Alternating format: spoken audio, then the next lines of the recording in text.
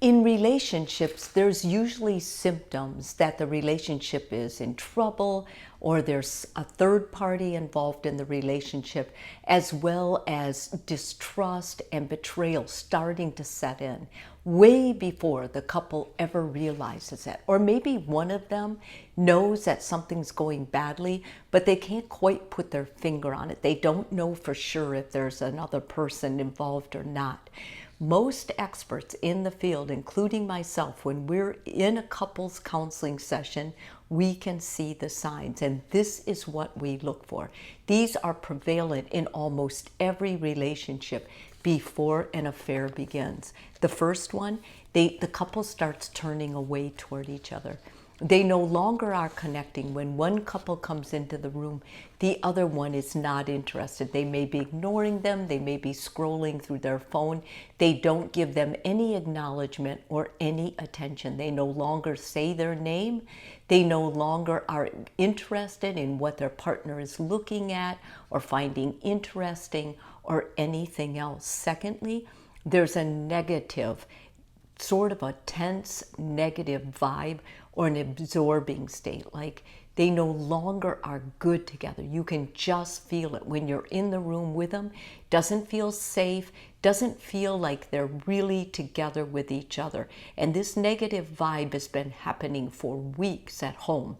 Even though they may relate it to stress or something else going on in their life, some other situation, because they don't want to deal with what's really going on, you can feel it, they can feel it, but they just don't make mention of it when they come into session. They compare a lot. They begin comparing their partner to someone else, either on social media, at work, among their friends group, or whatever. But comparison becomes a big part of the relationship.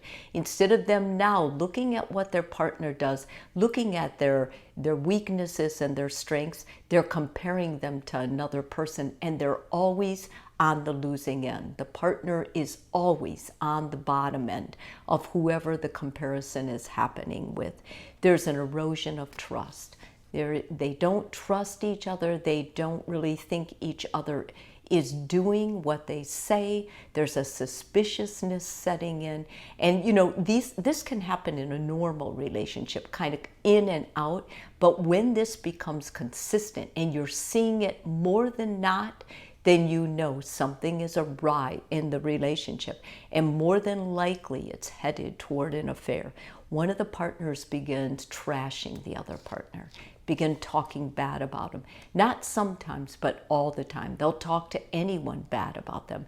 It's not in a fun-loving way. It's not in a teasing way. It's not saying something about them, poking fun, or it doesn't feel like that either. It feels like just a constant throwing under the bus of one of the partners. The relationship is basically just disintegrating, and you can see it if you really look back over time.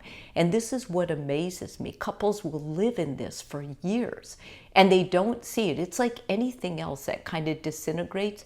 You see the particles going away one by one. These particles are what the tapestry of the relationship. The relationship just begins like being absorbed by life, by stress, by each other's own personal interests. So no one is any longer nurturing the relationship. They're just letting it dissolve in a way. But it's a negative process and it doesn't feel good. Most people that come in, they're in this state already. So these other things have oftentimes happened, but they just haven't been able to piece it together to what's exactly going on underneath. And then inevitably is the boundary betrayal. One of them crosses a boundary, starts confiding in another person. It's either an emotional state, a physical state, or maybe both. But this is when the relationship is really going downhill fast. And unless the couple intervenes very very shortly after that stage, the relationship usually cannot make it. If you notice any one of these, it's not a big deal in and of itself. But if you notice any one of these on a consistent pattern, then it is a big deal. And it needs your attention and direct action, change of behavior as quickly as you can. And I would start with therapy. Rather than talking to someone else, I would talk with a therapist and devise a plan and really come together to make a concerted effort to save your relationship. You still can at this point. If this video is helpful for you, please subscribe. And if you're already a subscriber, thank you so much.